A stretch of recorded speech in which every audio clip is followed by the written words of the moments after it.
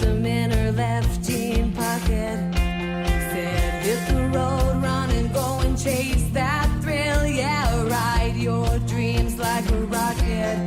If you're ever standing in a city on a cloudy street, feeling all alone, just remember it don't matter how far you are from home.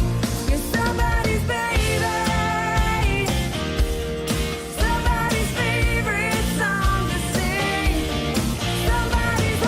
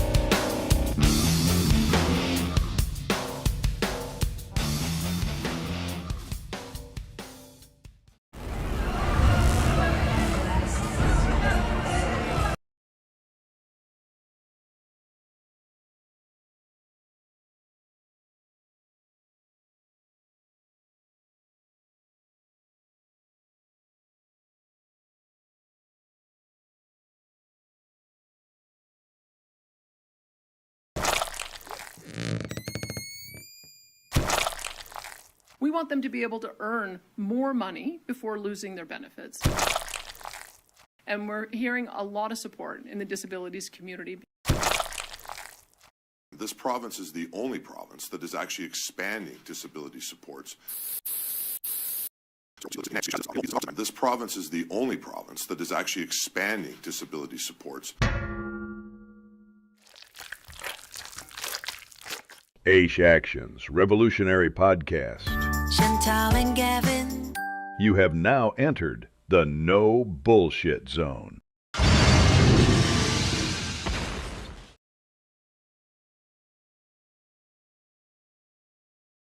Hello, sports fans. How the hell is everybody today? It is an absolute pleasure having you all here. Give me a second so I can readjust myself very quickly. You may be wondering, hey, Gavin, why just you today? Well, that's a good question, and I shall answer that. Chantal texted me a little bit ago, and she has a family thing. So I don't know exactly what that constitutes, but we know that our hearts go out to her, and we hope she's doing okay. I don't know exactly what it is. I know it's a family type related event, but I have no more detail than that. So you can all shout her out in the chat and say hello, and that would be fantastic. Hey, Gavin. Hey, Gavin. Hey, Nicole. How are you? Nice that I say hi to myself. Hi, Ivy. How the hell are you doing? Hey, Pam. You got caught in the rain. I know. What a day, huh? Pretty crazy out there. Like wind that you normally don't experience in Calgary. Like it was heavy. It was really heavy today, the wind. And now it's raining, and yeah, it don't look good out there. But the show must go on in every respect. So I hope you all are staying dry and enjoying as much of the day as you can. I am doing the best I can. Chantal and I were actually up till like, I don't know, 5 in the morning talking on the phone last night. Just some really interesting things, you know. Her and I are discussing different elements of the political system, and you know, perhaps some things beyond that. I'll let her, you know, be here when we discuss any more of that. But you know, so I don't know if you just need to sleep or what's going on. But regardless, I'm glad you're all here, and you're in good hands. Not as benevolent of ones as Chantal's, perhaps, because she is, you know, the lady.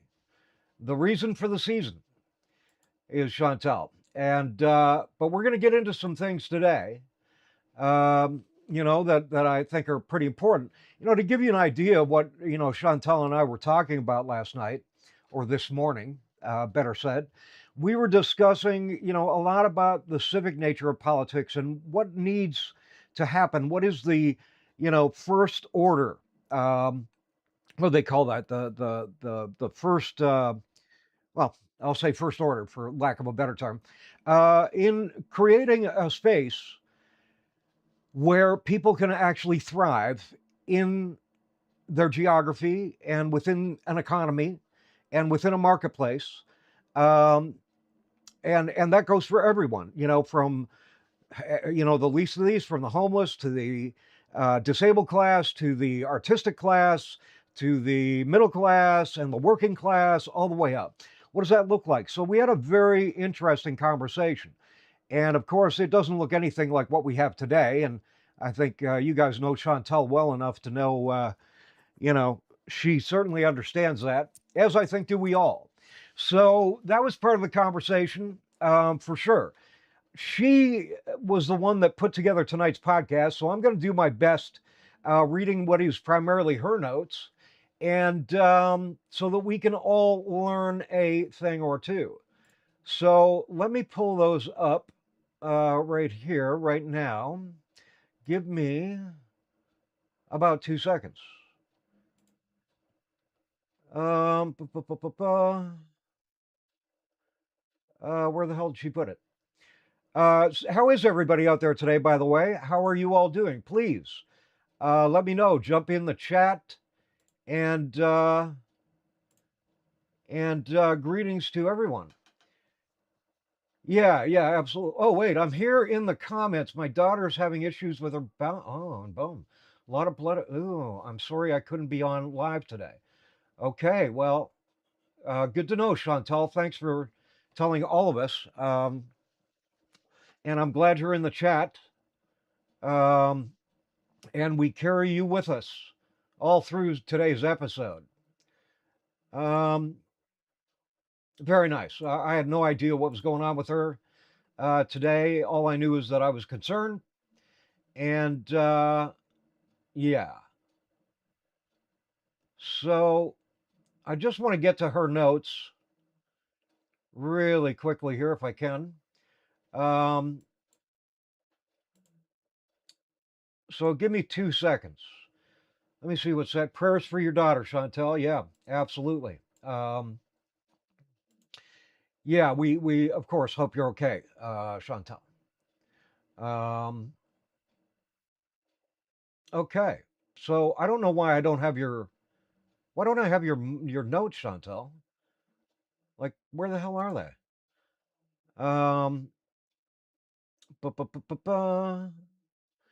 Where did you? Let me know. Did you text them to me, or did you email them to me? Yikes! Sorry, ladies and gentlemen. Give me a second here.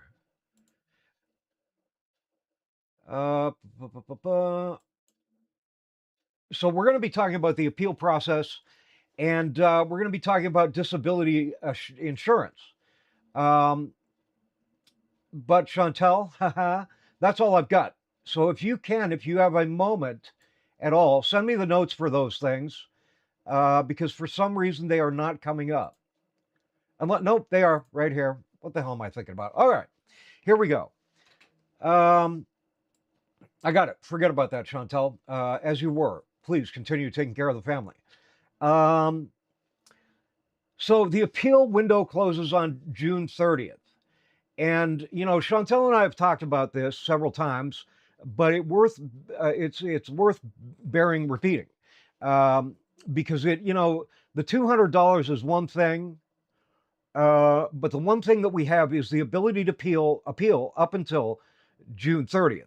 Something that I'm not sure. Well, we know that the people working at AISH, the managerial class that answers the phone at AISH, have no idea the fact that you can pull the trigger right now. They're telling everybody to wait, right? Just wait until the second. And it would be my estimation that they don't even know what the hell they're talking about, that there actually is this ability under AISH to appeal.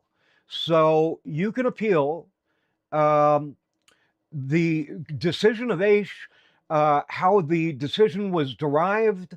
There's a lot of aspects of this transition which you can question. And all parts of that are valid up until the 2nd or perhaps the 1st of July. So you can still petition the government under AISH because you're still under AISH. That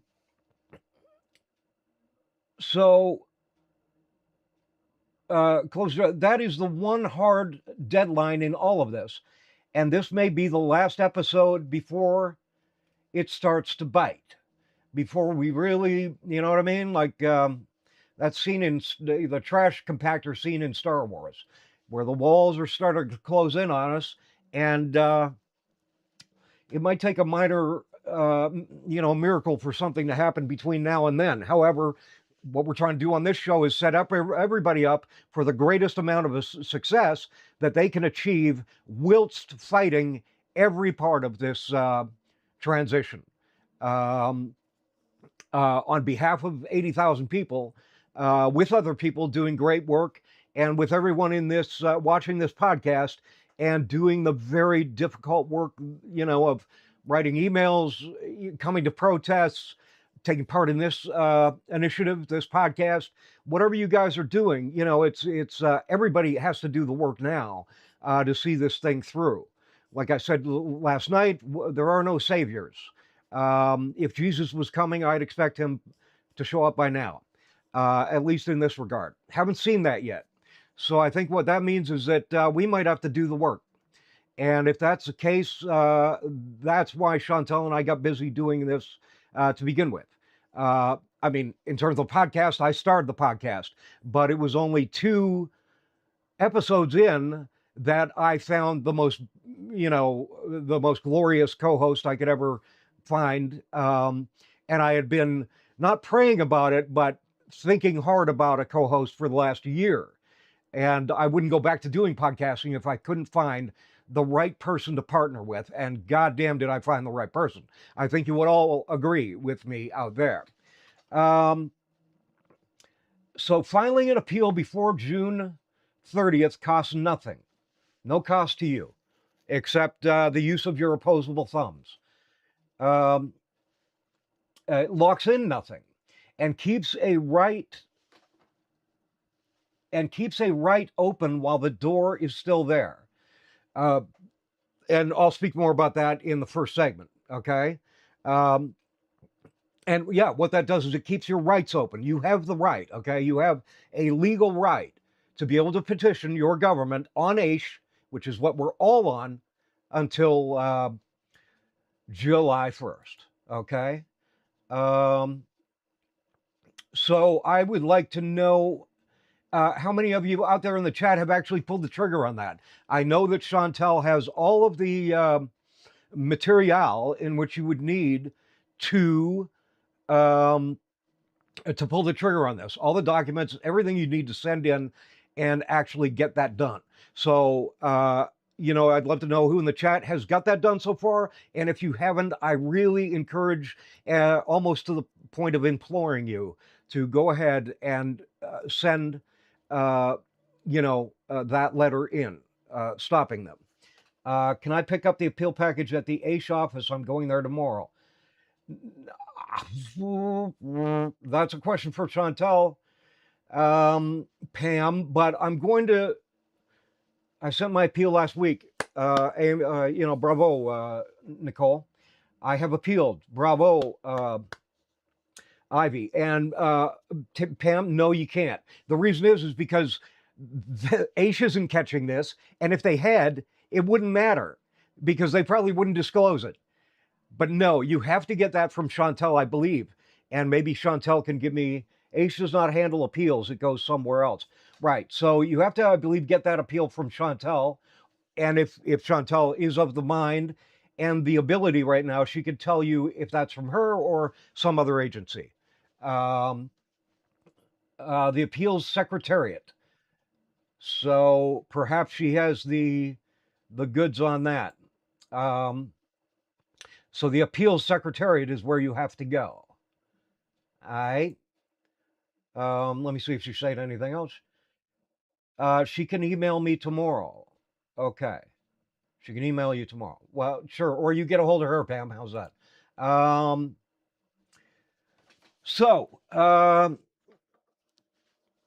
Today we're going to cover 2 doors. Brand new topic on private disability insurance.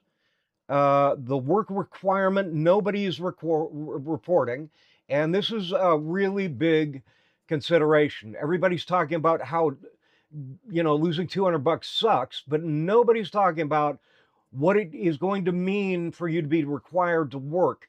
And I believe, I think it was on Chantal's page last night, somebody kind of asked this question, about, well, how, am I going to be led to work, or I think she was talking to an AISH, some lady at AISH, and this lady didn't know her ass from the hole of the ground and basically bullshit this lady, whether she knew she was bullshitting her or not. These people get paid, I don't know, 30, 40 grand a year to not know a goddamn thing, right?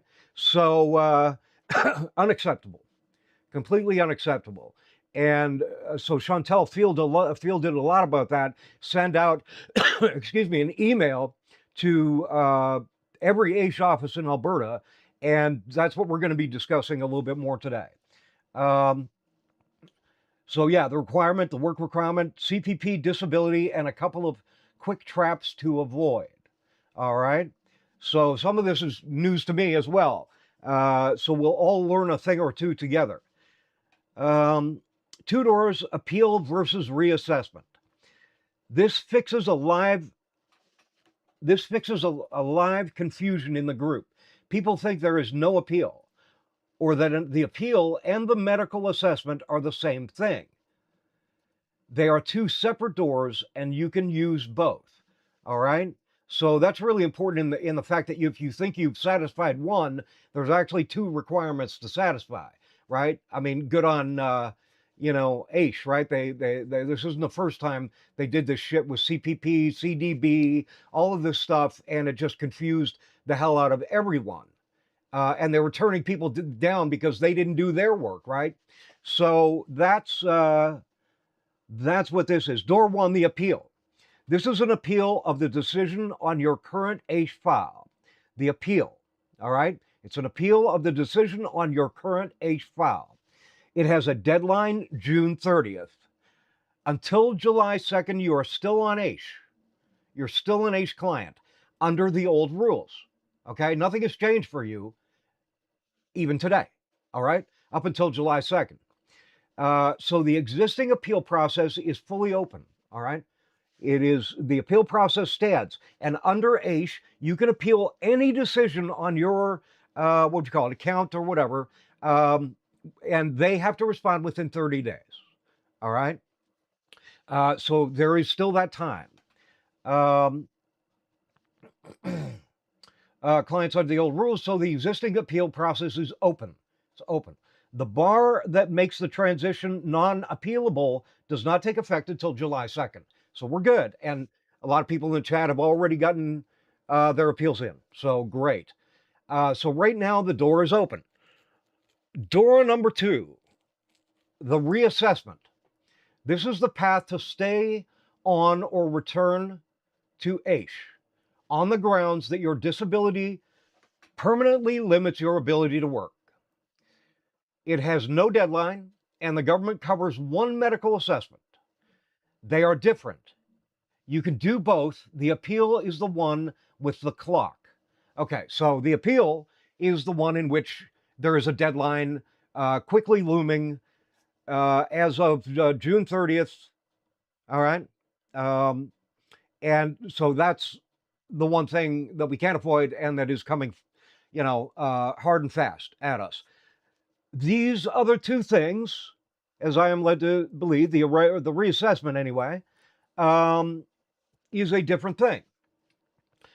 You can appeal that, or you can do both. You can do the medical reassessment, any time you choose.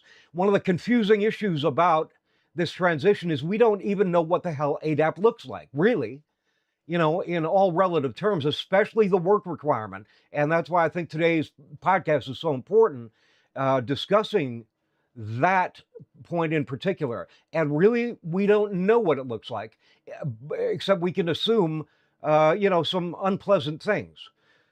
So, if you take anything from this segment that I've just shared with you, if anyone told you there is no appeal, that is not true today. All right? This is what Chantal ran into last night, I believe. The new rules are not in force until July 2nd. The old process is open until July 30th, and filing keeps your right on the record.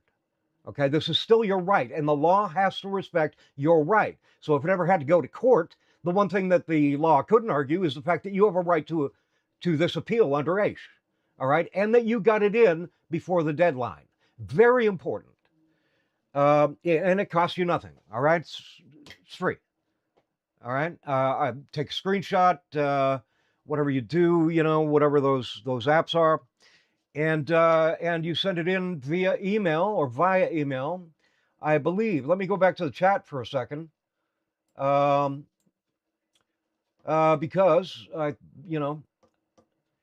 my name, June 3rd, right, Ivy? AISH is not right. The appeals secretariat, she can email to me tomorrow. Okay. Says Pam, all the forms are on the website in the video description. Great. Bam. I got the file information. Bam. Good, Pam.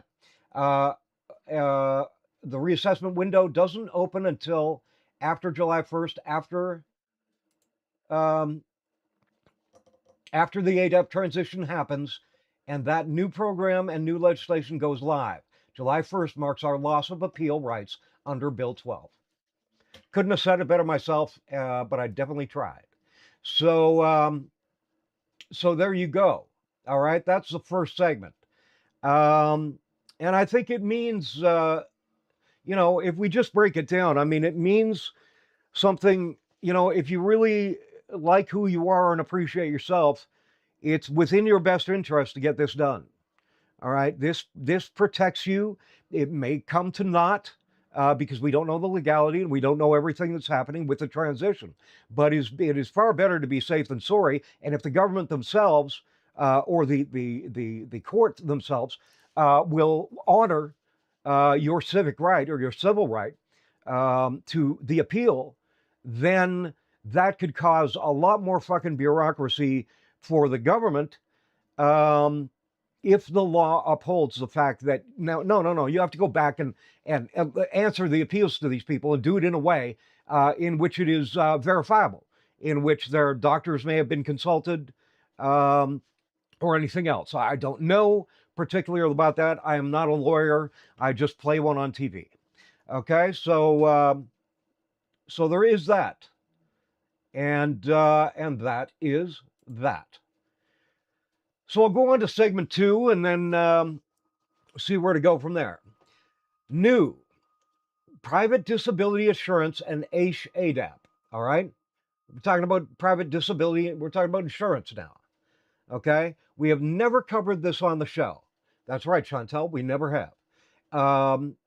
And people keep asking. This is a legal and financial question. All right, legal and financial. And the government has not published a clear answer. Once again, like all the other answers we don't have, this is just another in a litany of those. So this is orientation, not a ruling. Nobody should plan their finances on what we say in the next 10 minutes, or what I'm going to say in the next 10 minutes, all right? So we are not financial advisors. I am certainly not. I am a drummer by trade. So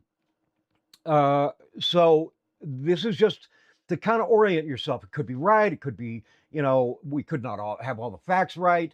So this is where you do a little bit of your own research. But I'll keep going. The real answer comes from AISH in writing. And from a lawyer for anything involving a settlement. How AISH sorts out income, or how AISH sorts income. The 3 buckets: exempt, not counted; partially exempt, counted in part, where working earnings sit; non-exempt, counted in full, dollar for dollar off of your check. Okay. Where private LTD likely lands, where private limited likely lands, the government lists do not name it at all. Where private LTD likely lands, the government lists do not name it at all. But every other income replacement they do name. Okay, LTD. LTD, Chantal, if you're there, please. CPP EI, WCB is counted against your check. So the realistic expectation is a monthly LTD payment reduces our AISH or ADAP check by close to the same amounts for the others that I just mentioned. Don't assume it stacks on top of a full check. So that would be a mistake not to make. All right, woohoo, I'm going to get more money. I'm going to keep all my money and I'm going to add and accrue to it. There's a good chance that, you know, that may be more fairy tale than reality. Okay. Let me see, LTD, long-term disability. Thank you, Chantal. Thank you. So where private long-term disability likely lands, the government lists do not name it at all. So as for now, we don't know where the long-term disability is going to land. But of course, right? Why would we? Why would we? The fork that matters most. A monthly payment is treated as income and reduces your check. A monthly payment is treated as income and reduces your check. A lump sum, a settlement, or buyout is treated as an asset with a 365-day window to move it into an exempt asset like an RDSP or a trust. A settlement handled well protects your AISH. Handled badly, it can break it. Okay? So I would assume, this is for a certain cohort of the 80,000 grand total of AISH recipients. It's certainly not for all of us, but for those to whom it applies, you need to handle this well, and you need to obviously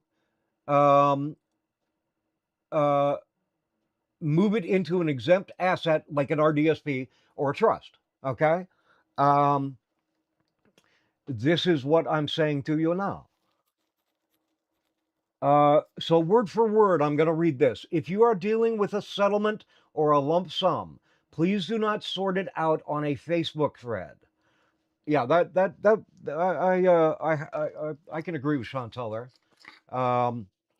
I highly do not recommend that you share your personal information on Facebook. Even to us here on YouTube, keep your stuff private. All right, that's very important, especially in today's age of algorithmic fuckery and AI and everything else. Treat yourself right and do yourself a solid by not sharing your information. All right. And do not let us do it for you either.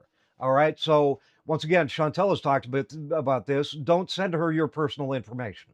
Okay. It is nothing that she needs to know. She never wants to be litigated for having the knowledge of whatever you have given her, and something goes wrong with you somewhere else, and all of a sudden somebody's looking at Chantal. Don't do it. Chantal's not the government. All right. She can speak for herself in this regard. But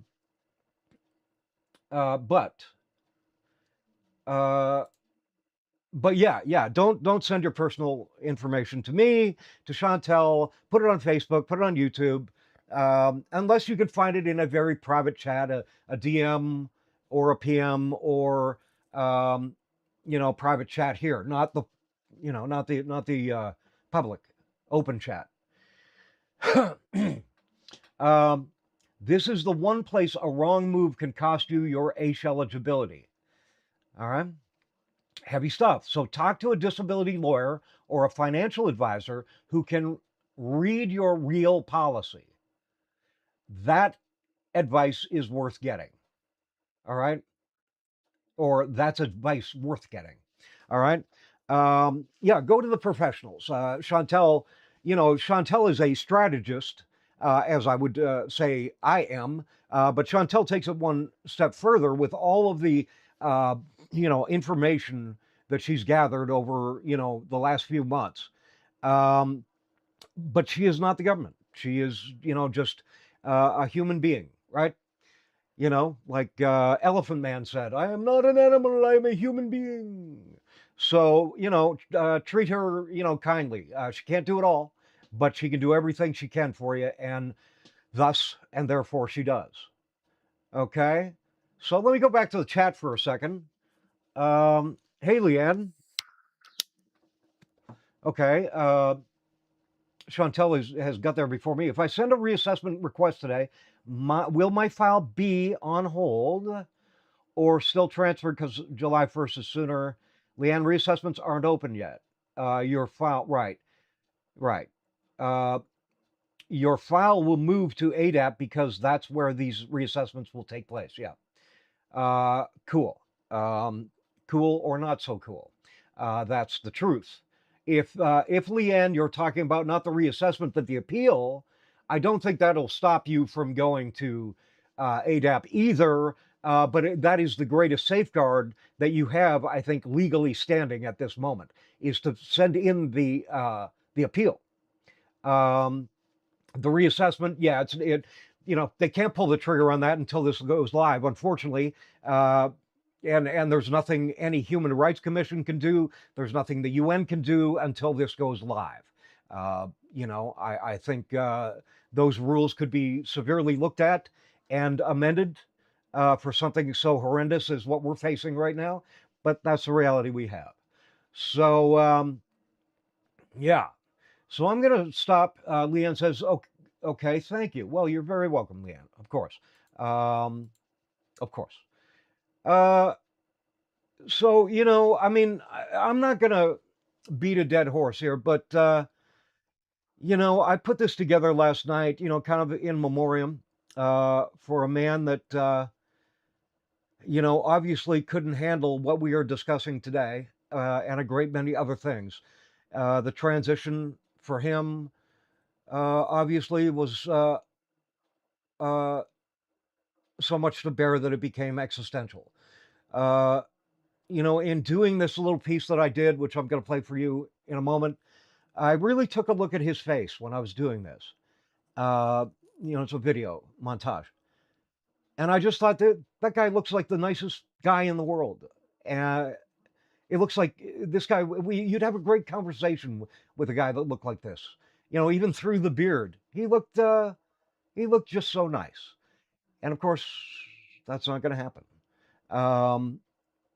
So, we hold each other up very high in this moment. And that's another reason why I started this podcast and why Chantal is such a major part of this. Because her heart and my heart, want us to succeed. And the only way that we know we'll succeed is if you succeed. So my success is built off of your success. I'm not trying to succeed for myself. I know that if you succeed, I'm going to succeed. And that's where we hold each other up. That's where we have to do that kind of work. And it is my honor to do that kind of work because that is the work of community. That's the work of our human species, of the human species. So I'm going to play this for you. It's very quick, maybe 45 seconds and I'll just take a moment for that. Send in the clouds, don't bother their heat.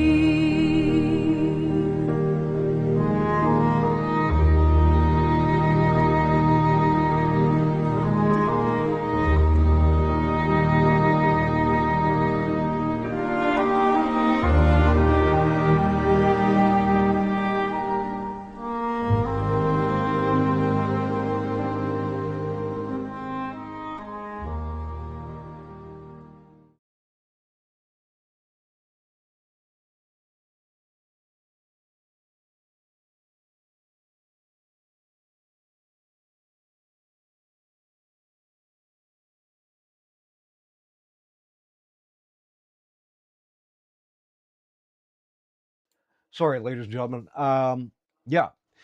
Bruce, we take your plight with us through this entire process. Quite a thing. But we are here for everyone. And we have a disclaimer up front in this podcast that if you are suffering to that kind of extent, we implore you to, talk to someone. To talk to either a professional. These helplines are there for a reason. The biggest thing is a friend. And if you don't have a friend, there are people to reach out to. You can go on Facebook. And if I had another phone number, which I probably should get, perhaps I open that up to people that just need a kind word, that just need a good word. That are, suffering at the hands of a government that I can't even explain to you. Not that government of any sort is a good thing, but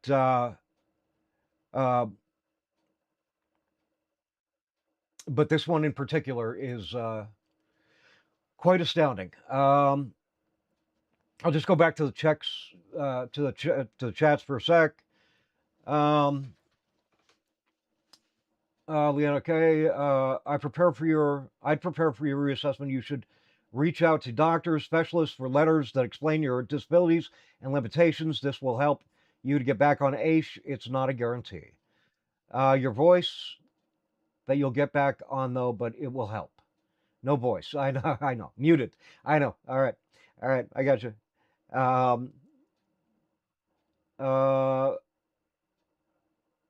Yeah. Pam, you be well and come back.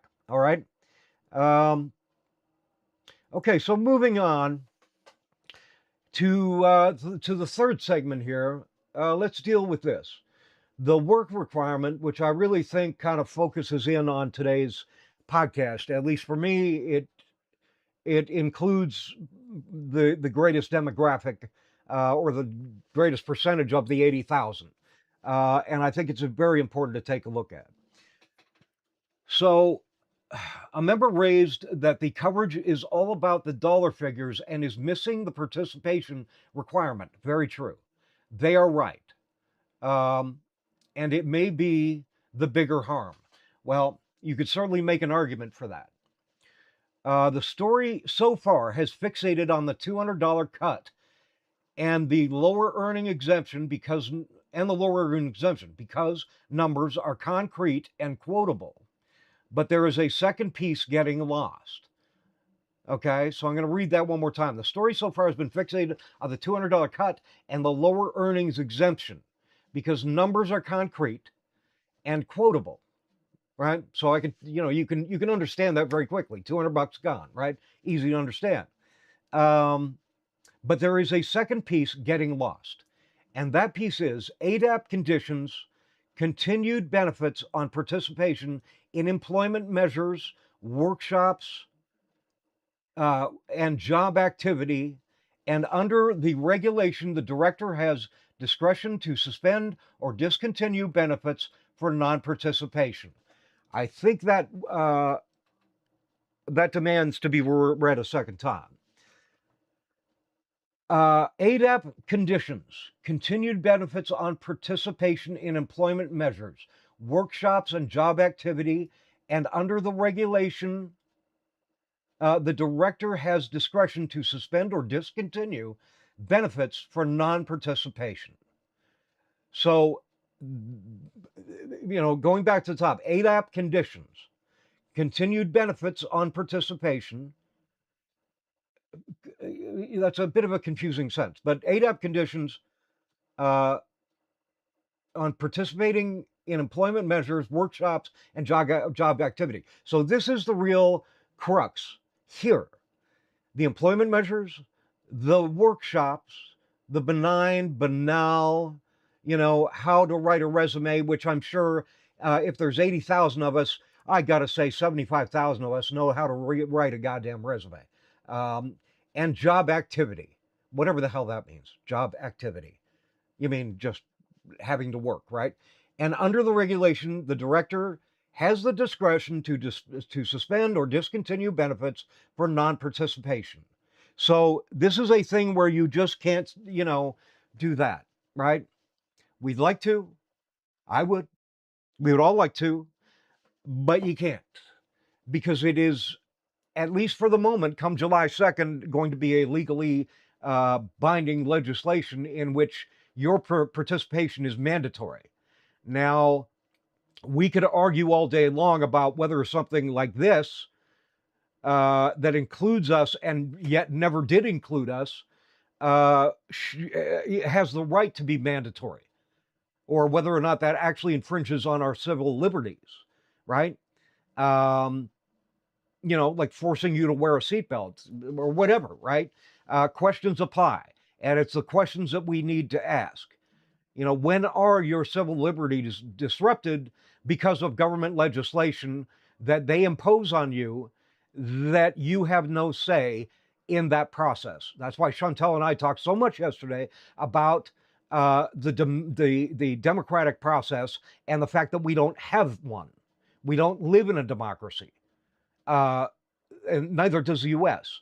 We live somewhere between an oligarchy, which I would admit we absolutely live in, to encroaching tyranny. We are no longer this democracy, even a social one. All right, we've lost too much, and I think this spells it out, number one, and the fact, ladies and gentlemen, that that other provinces around Canada are looking at this and what is happening in Alberta to adopt similar legislation for their most poor, needy citizens in their province. So this is becoming, paramount across the country. This is something a guy like Carney could take 5 minutes out of China and just, sit down and talk with the premiers and say, look, we're going in a really nasty direction here. This is not good for our country. Our country is based on or judged by how we treat the least of these. And we're doing a horrible fucking job. He could do that. Why isn't he? Naheed Nenshi could do the same thing. He ain't. All right? So that's a very important point. Let me go back to the chat for a second. We don't even know what the criteria for the new AISH will be. That's what I'm saying. Yeah, you're right, Nicole. You're right, Nicole. We don't, because it hasn't been released yet. I would like to explore ways we can be defiant and still be compliant. Is that even possible? Job activity, okay, equals applying for jobs. Nicole, unfortunately, we'd have to be really subtle about our defiance, or we'd be finding ourselves off ADAP with no ability to appeal being kicked from the program. Yes, I mean, depending on what you did or what action you took, Nicole, if you walked out and just, fuck everybody and left and went home, that may not be good for you. Now, I'm of the mind that we are a creative species, okay? Excuse me. And I believe that there are ways to take part in civil disobedience or even civil obedience and not have to incur, some detrimental effect. And if you did, and it was against your Charter of Rights, then you could appeal, win, and sue, potentially. Okay. So the one thing that comes to mind, and Chantal, you and I have talked about this. If you're listening, the one thing you could do is Chantal has these cards that she's made up. On one side, they have my podcast, or our podcast, our podcast. And on the flip side of that, with a QR code too, so you can go there. On the other side is the disability breakdown, Chantal's disability breakdown, with all the information a human being would ever need on this topic specifically. And it is my mind that I will be handing these out to not, if I have to go into one of these dumbass rooms, I'm going to be handing out those cards to everybody. But the first person that gets it is the goddamn teacher. All right? Because here's the thing. What we are going to know in relation to this transition, I am going to assume is going to far exceed anything any PMC, professional managerial class pundit, knows teaching the class. They're not going to know as much as we do. They're just simply not. So you go in and you say, look, number one, I hold you as accountable for your participation in this as I do Danielle Smith, speaking the teacher. Now people, oh, that's pretty harsh, Gavin. No, it isn't. Not at all. This person is participating in a horrendous act that has already cost one life, or perhaps more than one, and is costing the lives of, 80,000 people, ostensibly. Everybody's losing $200, whether you stay on AISH or ADAP, it doesn't matter. And these people are handing you out cookies, or teaching classes in response to this. They are as complicit in the problem as Danielle Smith. And I will tell them that, even if they kick me out. And how can you kick me out for telling the truth? It's a load of shit. Right,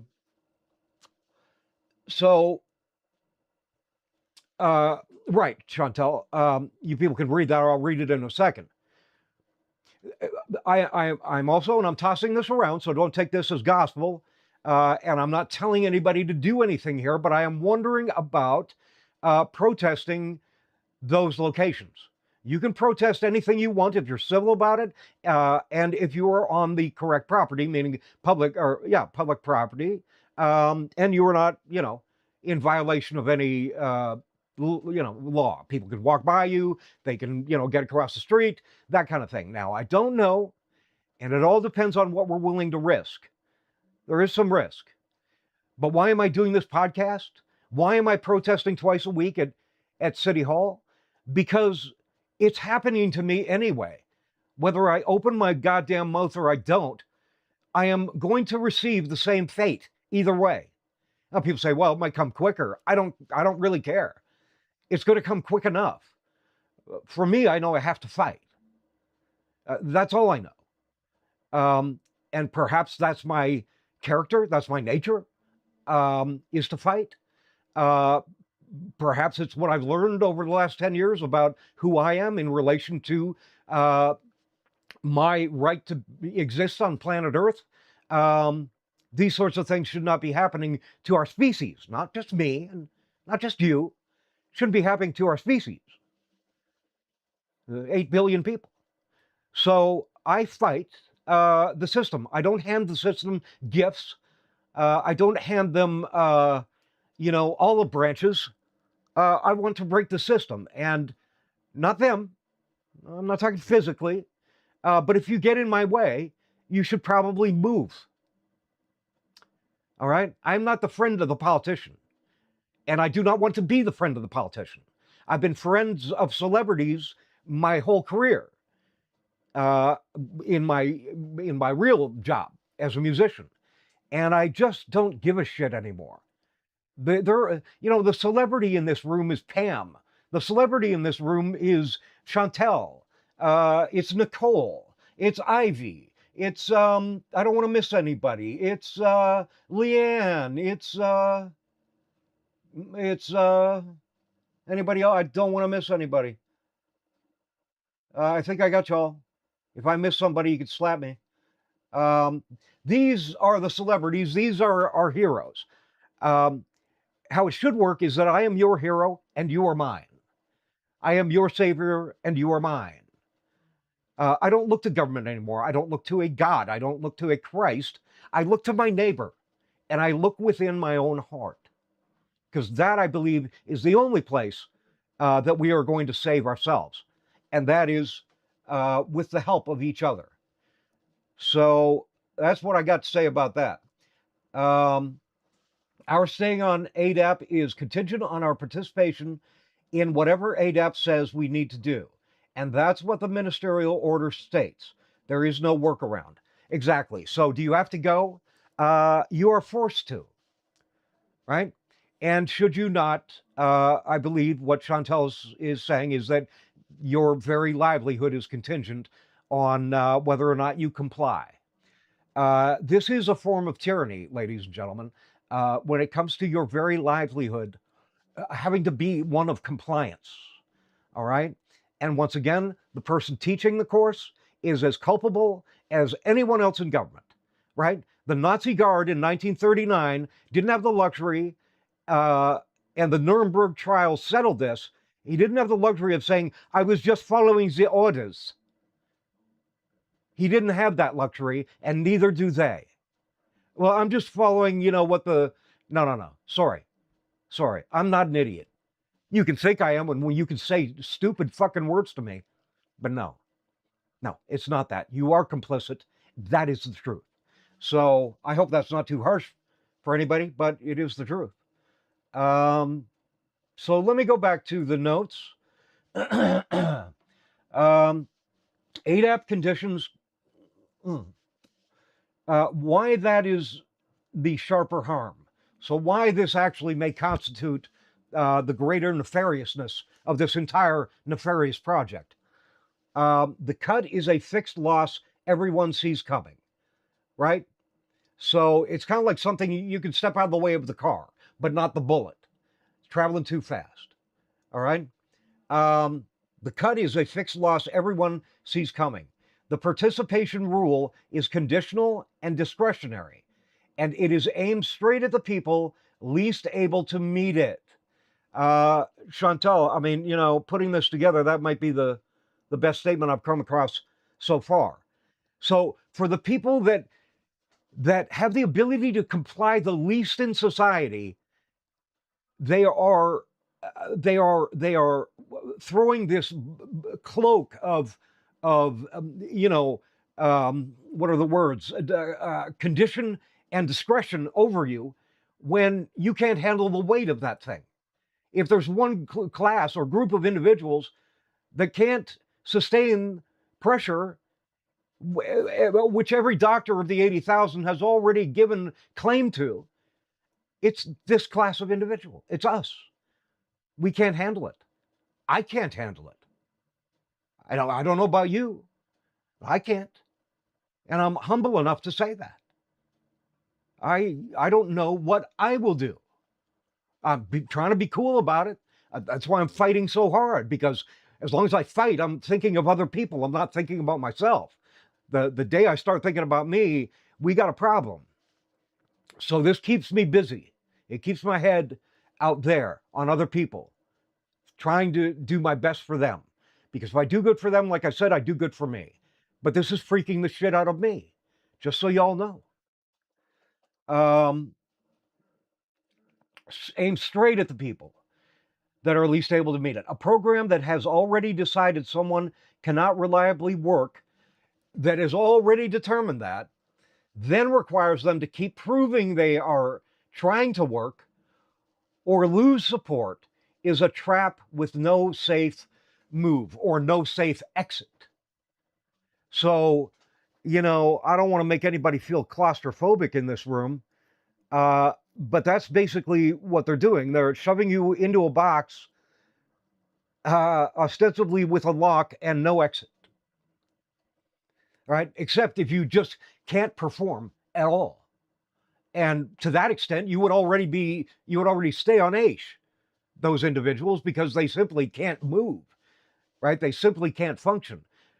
But to the extent that we can function in a society in which I believe is unnatural to the species anyway, right? Under the guise of capitalism, we already know what that pressure is. Can we work maybe 4 hours and somebody say, grab that mop and fucking, get to work? Maybe. But can we handle 8 hours of that every day? Not on a biological level, not on a psychological level. And we should never have to worry about it on a sociological level. So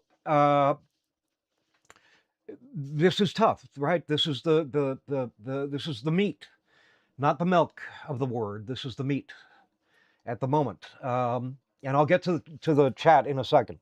The line, so the $200 is what they are taking. The participation requirement is what they are demanding in return. Sort of. I mean, they're going to take another 200 in another year and a half, or whatever that is, and or year, is it? And then the price of admittance to hell is going to be a $400 fee into Dante's Inferno. You're going to have to pay for it, right? It's like pay to play in a nightclub. I mean,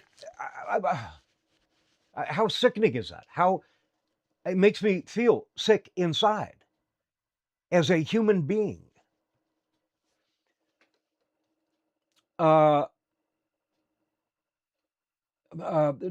people who cannot give it, which is just the other point. We don't have it to give. I was looking at a statistic yesterday, and I believe that at 1901, if we were to get that information, we don't, but at 1901, we would still be $6,000 a year under the poverty line. We live $6,000 already, now more than that, probably closer to $8,000 under the poverty line. And now they're going to take the 200 and another 200. I mean, what the fuck are these people thinking, man? Like, if that doesn't make you angry, I don't know how to, your wood is wet, right? Like, this has to light a fire. It has to. One is a cut. The other is a condition that can cost you everything. Applied to the people who can least meet it. That is the story the articles are not telling you. So every article is hinged on one thing, whether it's, a gentleman's, self-deletion, or whether it's $200. Nobody is talking about what this is going to do to you existentially under this. And it is nothing less than horrific. I'll go to the chat. Setting us all up for failure. Yes, I mean, I kind of expected more people to be saying stuff. Maybe they are. Maybe it's coming through now. Maybe I just got to scoot ahead. Government that I can't even. Sorry. Okay. Yeah. I had to scoot ahead. Setting us all up for failure. Well, of course. I mean, that's what your government does. They're setting the middle class up for failure too. It's just the middle class has yet to incur. It's amazing how much pain the middle class can suffer and still go, oh, I love my government. I love Daniel Smith. I love Naheed Netshi. These are really, they're not awesome people. They are the boyfriend that is, or the girlfriend that is just not that into you. Okay? And we got to get that into our heads. Has anybody ever dated a guy or a girl out there and your friend had to tell you, look, I'm sorry, but he's just not that into you? That's your government. Okay? They're not into you. No government is. They're into what they can get. And I can't, it's hard to make people believe what they otherwise don't want to believe. And that's the truth. I would love to see the UCP idiots live off of what we try to live on. This is ridiculous.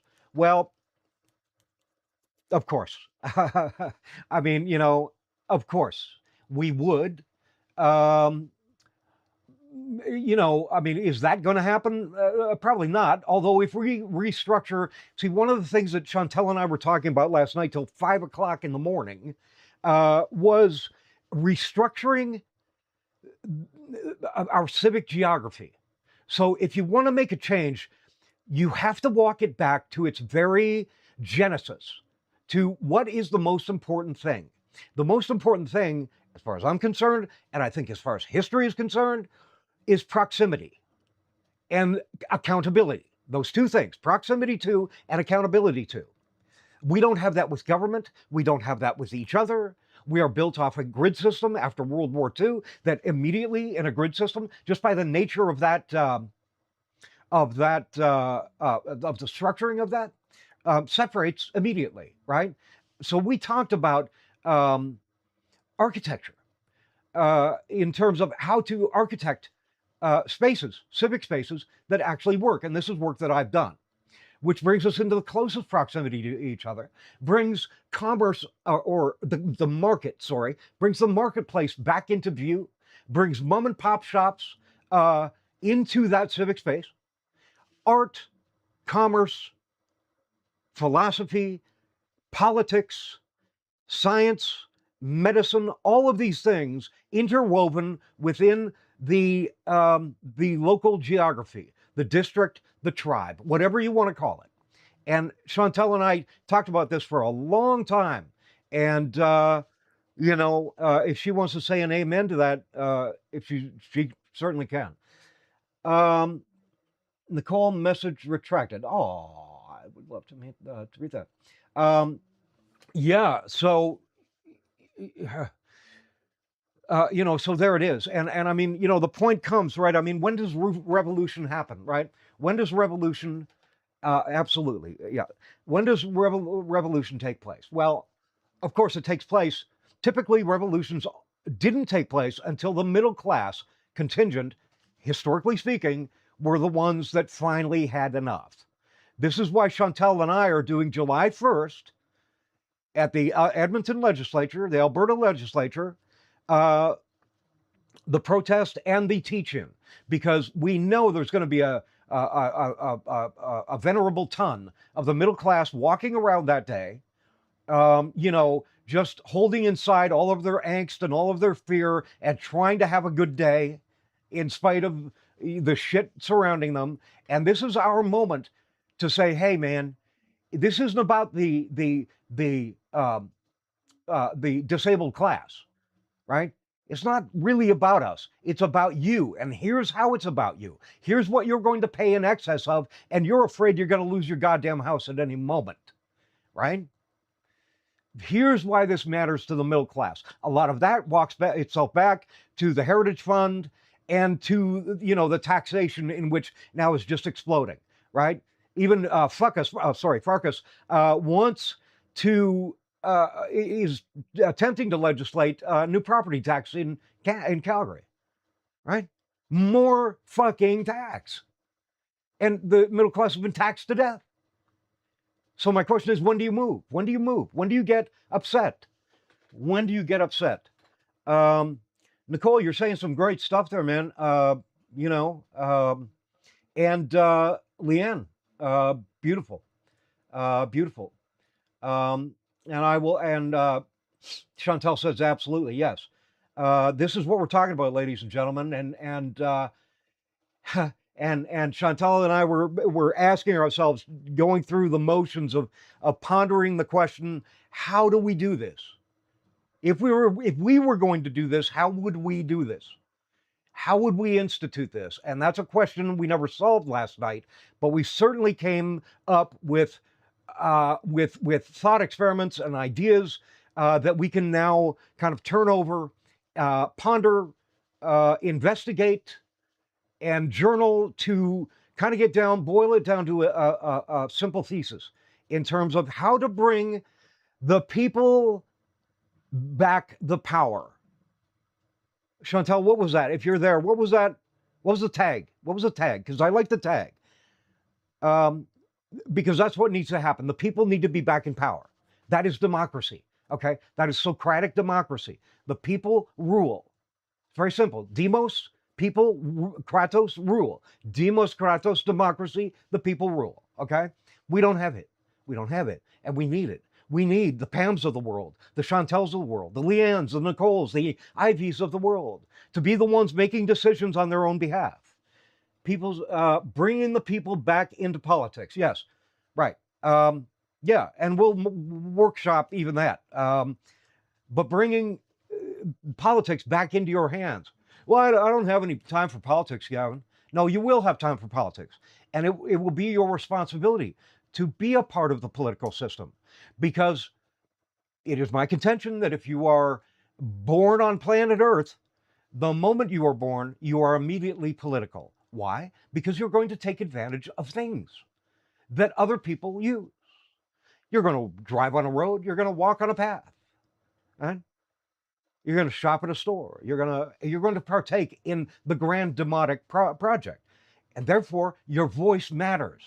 And so many people out there, so many people, especially in this demographic, don't understand, number one, how smart they are, how intellectually they are, how intuitive they are, and how much their voice matters. Oh, I'm not that smart. No, shut up. You are smart. You're amazing. You have something that you do that no one else does. No one else could ever accomplish in their life. That makes you human. It gives you the right to be here on the planet with life, liberty, and property. Not the pursuit of happiness. Property. That's what the Constitution was. It wasn't the pursuit of happiness until they realized, shit, if we give people property, we're screwed. We're screwing ourselves. So they put in the pursuit of happiness. Well, I'll tell you what. I got a house. I'm pretty goddamn happy. All right? There's my pursuit of happiness right there. You know, that's what Chantal and I are trying to, figure out. Because if there's one thing we would love to see, and I'm sure so many of you would, it is the fact that you have a voice again, that your neighbor has a voice, that people can speak, even if it's ignorant or if it's rude, or you call you a name or whatever. We can dismiss those people. In a proper society, those people are held accountable by social pressure alone. We have lost, we don't, here's the thing, we want to shut everybody up, we want to silence everybody, right? But in a proper structured society, social pressure does that immediately. You never have to say to a cop or say, I was offended by that guy. No, the social pressure takes care of it. I experienced that. I'm 60 now. I experienced that growing up when we had something closer to community, right? Where the neighbor could actually grab you by the fucking shirt and drag your ass back to your parents and say, the kid, he shouldn't have been putting sugar in that gas tank. You see what I mean? We had that and we have lost it. And so how do we get it back, or how do we do it better? This is what Chantal and I were talking about. Pam, you can have all the cards you want. You know that. Just because you're amazing. Like I've been talking about. Pam's amazing. So I'm going to, we're not done. We are not done. Chantal, I know most of you have probably heard this, but Chantal, let me come back to you. Chantal wrote a song, a very beautiful song with really, forward-thinking lyrics, and lyrics that so badly or so greatly define our moment. And so I want to play that for you right now. I did some editing on it. I put in some extra guitars and some strings and some other funky stuff. But the lyrics and the general outline skeleton are all Chantal. And of course, leave it to her, right? To do amazing things. If you ain't online, Chantal, you can't hide your face. You already got it hidden. So I'm going to play that for y'all right now. And we'll just take a moment to allow ourselves something nice. All right?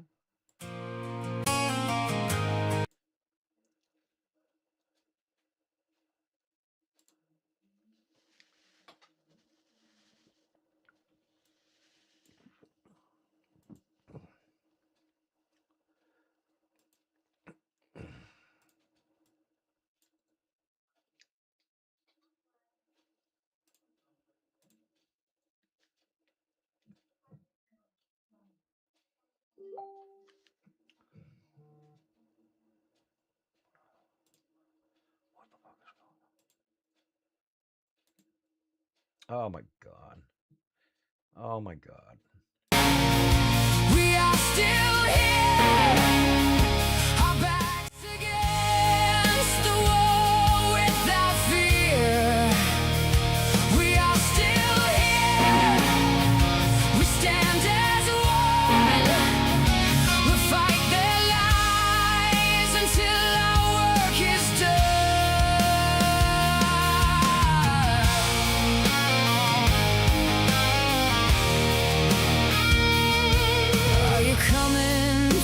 Children who were promised care and time, where the forms replace the helping hands and support becomes a line.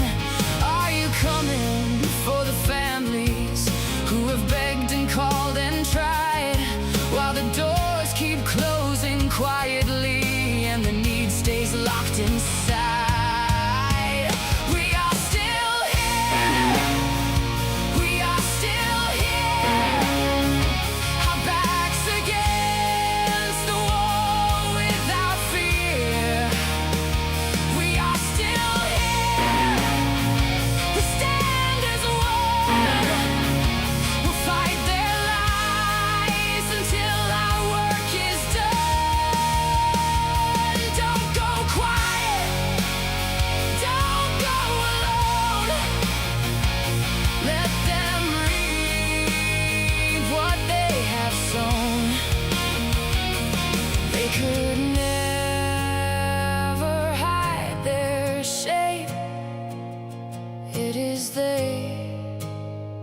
Who bear the blame?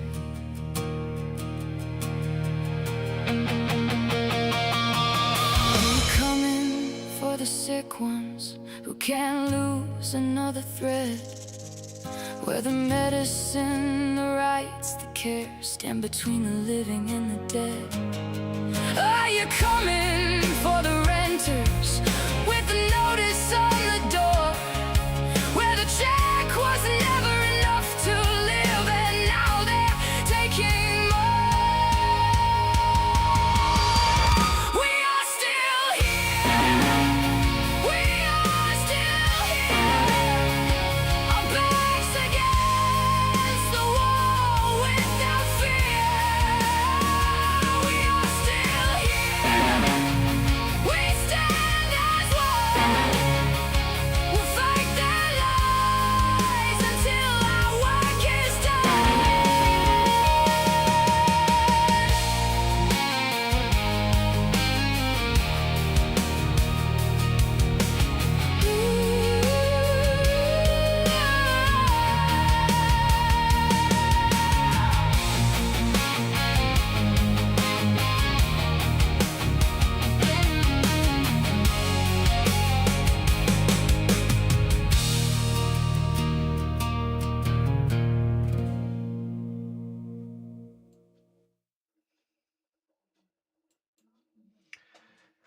And there it is, ladies and gentlemen. Now,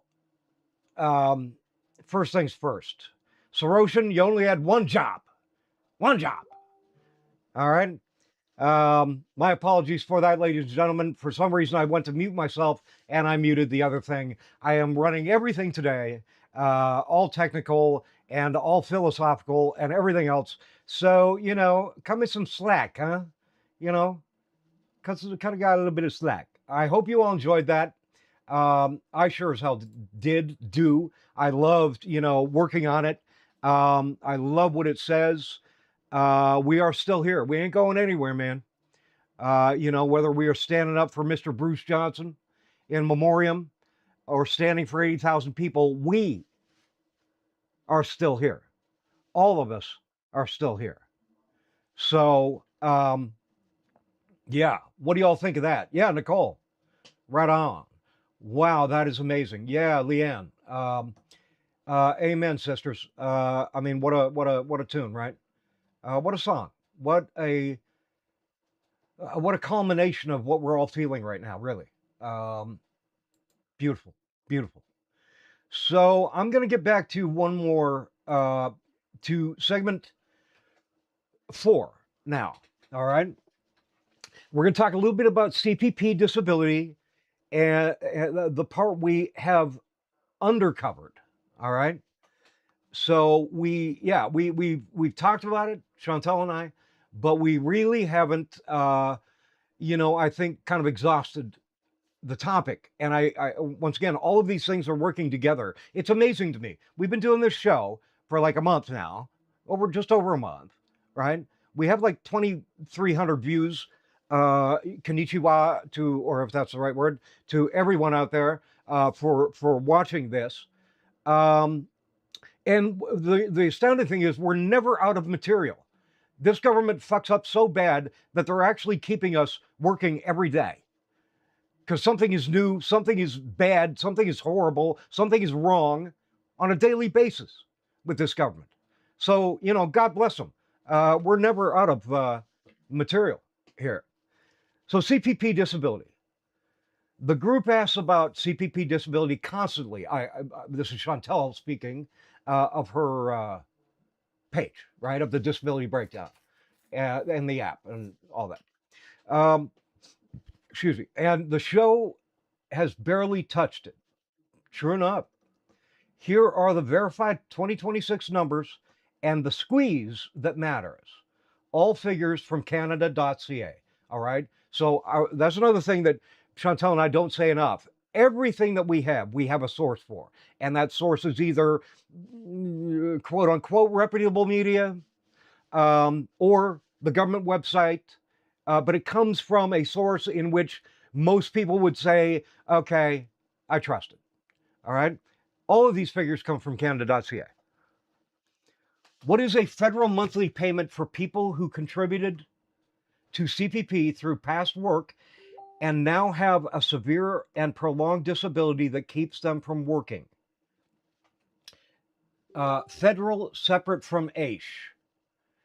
Do you qualify on contributions? Do you qualify on contributions? You generally need CPP contributions in 4 of the last 6 years or 3 of the last 6 if you contributed for at least 25 years.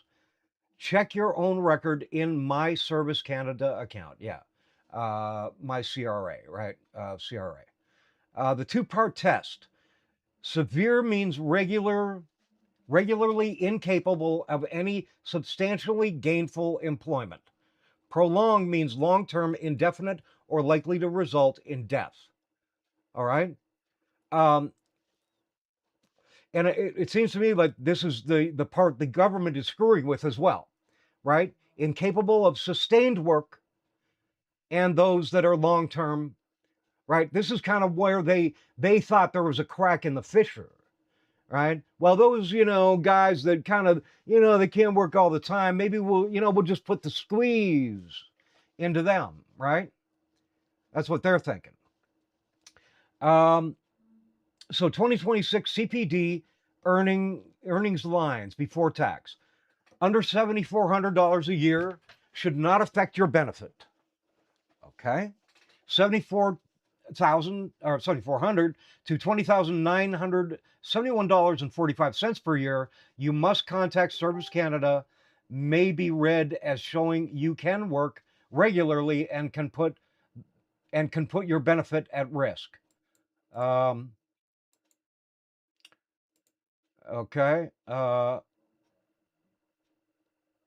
Okay. Sorry. Back to regularly scheduled program. So you must contact Service Canada. All right. May be read as showing you can work regularly and can put the benefit at some risk. $20,000, $21,000 ostensibly, treated as proof you can work regularly. You will likely no longer qualify. All right. Max monthly CPPD in 2026 is $1,741.20 with a flat base of $610.46 plus an amount based on your contributions. Most people get less than the max. 2 protections to name. Once you cross $7,400, you must contact Service Canada. So call before it becomes a problem, not after. Okay? Once you cross that $7,400 or you're getting close to it, treat yourself good. Put a call in. All right?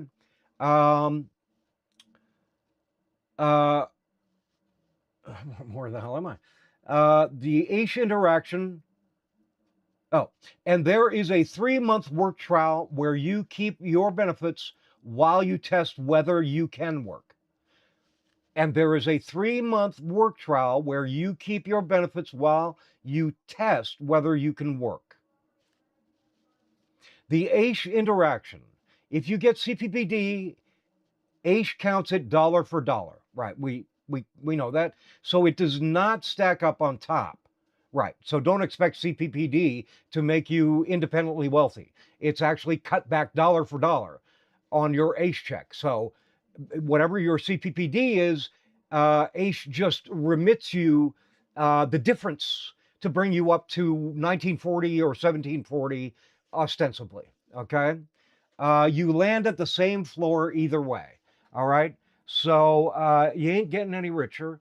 And once again, this is another problem with government that Chantal and I discussed until 5 o'clock in the morning.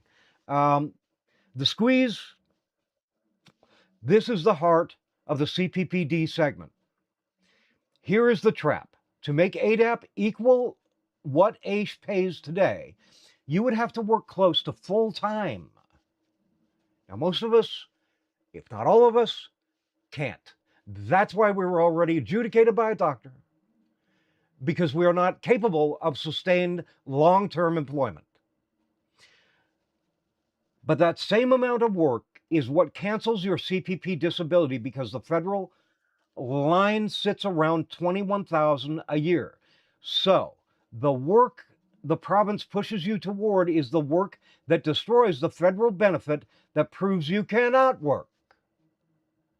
All right? That's some really crafty shit. I have to give them, I don't know, a 9.8 on creativity. I mean, if you want to screw people, once again, I mean, there's a saying that the devil has the best music. I think the devil also has the best politicians. Creative shit. Horrible, horrific, nefarious stuff. But creative. You got to give it to them. Keep the CPPD, and you cannot earn your way up. So there's no way out. Once again, it's a box, right? With no exit. The only exit is to exit the complete and utter program and to be out in the wilderness, right? With no oasis in sight. Earn your way up and you lose the CPD. Whatever the reason behind it, that is the effect. So, nice, huh? And we think our government is into us. Is that what we think? Is that what you people think? You people in the chat, I mean? Maybe I shouldn't. I call you use guys. I mean, what the hell? Like, what? Let me go to the chat for a second. Wow, that is amazing. Yeah, right. I can't handle it either, but my street family needs me and others need me. Well, hello, Pam. I need you. Thank you very much. And so does Chantal, and so does a world in which you are going to give the best to, right? Not just your street family. I love you too. Where am I? Huh? What am I, chopped liver? Come on. CPPD contributions happen through employment. Christ killed himself over... Chris, sorry, not Christ. Christ overdosed? Chris killed himself overdosed. What? My street family, he got letter to ADAP. He was 32. I'm not in a... Sorry, Mary, yeah. They're evil. All government is evil. Wow, Pam, like... yeah, of course, you know, we're not going to make a hasty correlation, but regardless, aside from that, our heart goes out to you, of course, because you knew this gentleman. What can we say? What can I say? This is the effect, and it's the consequence of the most horrendous government I've ever witnessed in my life in 60 years.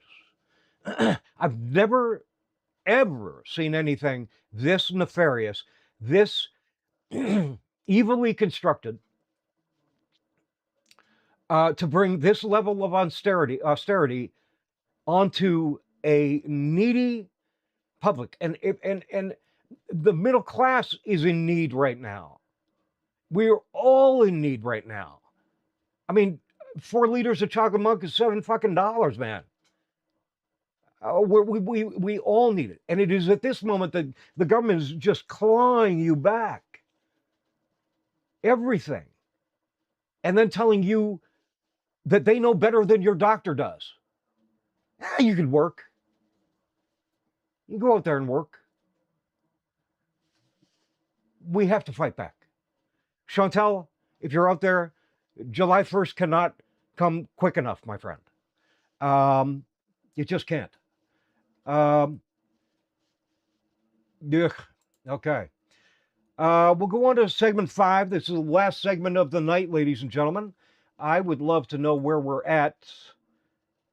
88 minutes, not bad. 88, 60, an hour and 20. Good. We're doing okay. He's okay. So segment 5 is quick hits, 2 traps, and the legal question. So let's read on. I'm curious. The CDB determination letter trap. The CDB, determination letter trap. The federal $200 is clawed back, so it never adds money. Right. It backfills your check. The danger is they can dock the $200 before the federal benefit starts arriving, leaving you short through no fault of your own. Of course. I mean, it's of no fault of your own. Nobody's screwing this system, right? I mean, I would estimate the amount of people screwing AISH out of 80,000 people is less than 1%, probably 0.5%. The most that has ever been recorded in terms of, you know, taking advantage of any system is 3%. Unless you're government, then it's 99%. Okay? It backfills you. The danger is that they could die before the right, leaving you short through no fault of your own. The fix is to send AISH, your CDB determination letter to correct it. The fix is to send AISH your CDB determination letter. So if they say, sorry, but you ain't getting it, then you should be getting that $200. They shouldn't be taking it off of your check. Right, Chantal? I want to make sure I'm right. If you're there. They should not be taking it off your check. Whether or not they backdate it or, you know, they give you back pay to when they have taken it off, I don't know. I don't know the answer to that. But sending in that letter, whether it's yay or nay, you should be receiving the $200 because now they can't take it off of you because you've been rejected for CDB. All right. I've been rejected for CDB, and I need to send in mine very quickly. We have a form for that. So, of course, Chantal has the form. I'm sure it's on her website in the app. She can speak to that. You know, you can reach out to her, and she will get that to you. The $200, not two.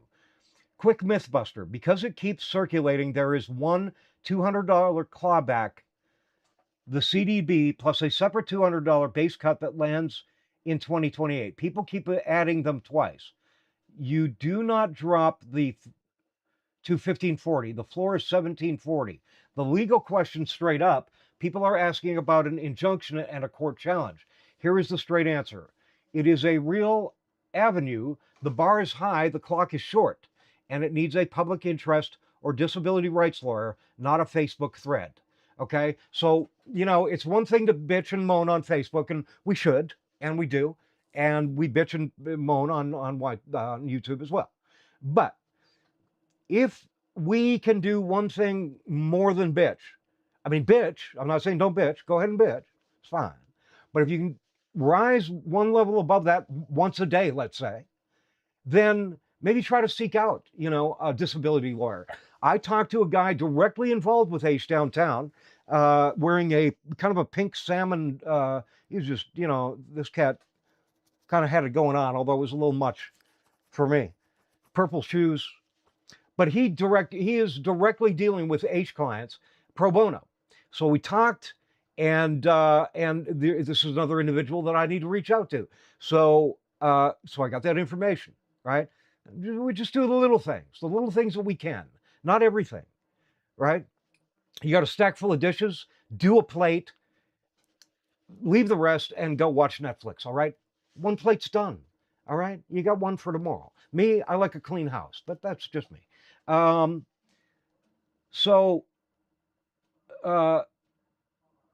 People keep adding them twice. So the legal question, blah, blah, blah. If you have that skill or that connection, this is where it helps. We can feed the documented record. We cannot be your lawyer, okay? So yeah, once again, right? We can, you know, be boots on the ground on this and, you know, be sussing out these types of individuals, the types of individuals that can help. I'm doing it. I do it every day. We processed in front of City Hall. People contact me in regard to the show and things like that. But we can all do that work. And Chantal and I are big proponents of people finding their strength, not operating in their weakness, which is what the world gets you to do, but to operate only in your strength. What do you got? What's your thing? What do you love? What puts you to bed at night? What gets you up in the morning? This is what feeds you, right? This is what feeds your soul, and this is what adds to the community. And that's all Chantal did. She was like, you know, screw it. I'm going to do what I'm good at. And I started the podcast because I was like, I'm going to do what I think I'm good at. Whether I'm good or not, I'm doing it. If you don't like it, start your own. Sorry, that came from something else. Yeah, we can't be your lawyer, but, you know, suss it out. I'm going to close in a minute. I just want to go back to the chat. Pam says, middle class don't care. Well, Pam, of course they don't. Because they don't have the reason to care. It's not like you have to love the middle class. My contention here that I gained from history is the fact that true revolution happens when the middle class act. That's not because the middle class are amazing. It's because they constitute a majority. That's it. Not because they're amazing, not because we like them or you like them or you hate them or whatever. It's because they constitute a majority in which the government can no longer stand under the pressure of. Now, that doesn't mean it has to continue that way. And we are 80,000 people, right? Which is not bad. I don't know what that percentage of 5 million is, or 4.6 million. But we are a massive and a mighty force. And once we convince ourselves of that, once we know that, once you realize that in and of yourself, that you are a mighty force, that you belong on the planet by God or by nature, you will start to operate from that space. And you will start to say, nobody's going to fuck with me.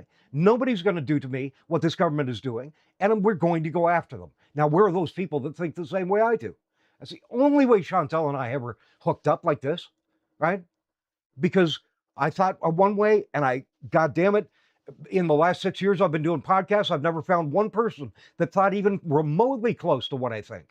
And then Chantal arrives, and I'm like, I have been waiting for you my whole life, you know, benevolently, plutonically, ladies and gentlemen. But that's the way it is. And so as I did my work, something came alongside of me, and it's the same for all of us. So that's that. So let me close on this, and let me do that gently. The human note and the supports. The deadline is June 30th. The reassessment has no deadline. And you do not have to do any of this alone. All right, you don't. All right. Chantal has given you the resources. You know, we have this podcast. You can reach out to us. You know, you can, whatever it is, you know, like getting to us through the podcast itself and just say, look, man, I'm feeling like shit, you know. You know what I mean? The government's coming against me. People are coming against me. I can't buy, you know, I don't have a pot to piss in. You know, that's why community is there. All right. And we want to help in the ways we can. We cannot help in the ways we can't. And we are not saviors. And none of you are. Right. We're not put here to be that, for that purpose, for the many. It is the work of the individual that does the work for the other individual. You see what I mean? Like, I can't, you know, help 100,000 people at once. I can help one. And it is my joy to do that. And I believe it's your joy to do it as well. So that is what this group is for. So you don't have to, well, Chantal's group in particular, and this as well. So you're not out there alone. That's why I started this, because I knew I didn't want people to, I felt alone. I felt alone when I learned about this AISH thing. I'm like, oh my God. And I'm like, people have to know this, right? And I felt alone. And then I realized, oh my God, there's amazing people still in this world. And that is you people in the chat. That's the 80,000 or the percentage that I've met of them that are so amazing, so humble, so beautiful. Read the supports calmly, not as an afterthought. 988 by call or text anytime, Alberta Mental Health. 1-877-303-2642, 211, 311 even, you know, they'll probably transfer you, but 311, 211. Alberta supports 877-644-9992 for food, rent, and emergency health. Yeah, I'm sure I said that way too fast. So if the chat thinks I need to say it again, I will.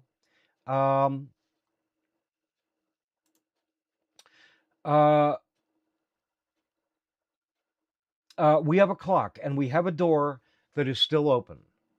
The thing that carries people through something like this, and what a way to close. The thing that carries people through something like this is each other. All right? It's time to start loving people again, man. Your neighbor is not your enemy. Your neighbor is not your enemy. They never will be. And even the people in the government are not your enemy. The system is your enemy. The system of governance under any party is your enemy. All right? Not the people. Love the people. That doesn't mean that if Daniel Smith is in your way of getting what you need, that she should step aside. You see what I'm saying? But we need to get back to really loving people. It's hard today. It's really hard today, right? Because narcissism is less a mental illness as it is a strategy these days. Everybody's narcissistic. Everybody wants, right? Worse than they did before COVID, it seems to me, or people are so afraid now that their life is ending, that, you know, that the U.S. is a failing empire, and it could be tomorrow we wake up and everything's gone for us. But none of that doesn't bother me. right? If I have to go out and be an asshole because to the detriment of another human being, that's where I feel bad. I don't feel bad giving and sharing myself with anyone out there. So on that note, be good to one another, be kind to one another. You know, Facebook is it's a cesspool, man. It's such a cesspool. And yet it is vital for information. It is, once again, kind of a paradox, right? I appreciate everyone coming in today, you know, because I appreciate you all. I really do. I don't think you know how much. And the human language doesn't support the verbiage, and there aren't enough words. I appreciate people showing up and giving their time. I apologize. I was going to do everything I could do to shave today. Yeah, I didn't. So maybe Thursday. Chantal, I believe, will be back on Thursday. Yay! I don't know how y'all feel about that. I've been pretty, you know, relieved myself. And I'm sure y'all can't wait to see Chantal again. So please like this podcast. You know, that helps the algorithm so that we, you know, get somewhere within the algorithm. People can see this. They can go, oh my God, AISH-to-ADAP, that's what I need right now. And they can click on. So please like this. Share it, because I'm sure we all know people on AISH that maybe don't know about the podcast, and they could certainly use to have both reality and a loving word extended to them. We all need that. And please subscribe to the channel. That way we know how many people are actually digging this. And we know that we're reaching people. There is no money ever that we will ever ask for this. Of course, you know, we're too small to monetize at the moment. But we do this out of the love of our hearts. And we will never ask a dime of anybody ever on this particular podcast. Ever. It's not going to happen. And Chantal and I both agree on that. And, you know, that's because we just want to love people and give people information. And not only that, I love podcasting. So, you know, it's a joy for me. It's not work to me. I love the technical side. I love the interactive element of it. So, you know, that's it. I'll let y'all go. We'll be back on Thursday, 3 p.m. Same bat place, same bat channel. And until then, you all be safe. You all be well. And most importantly,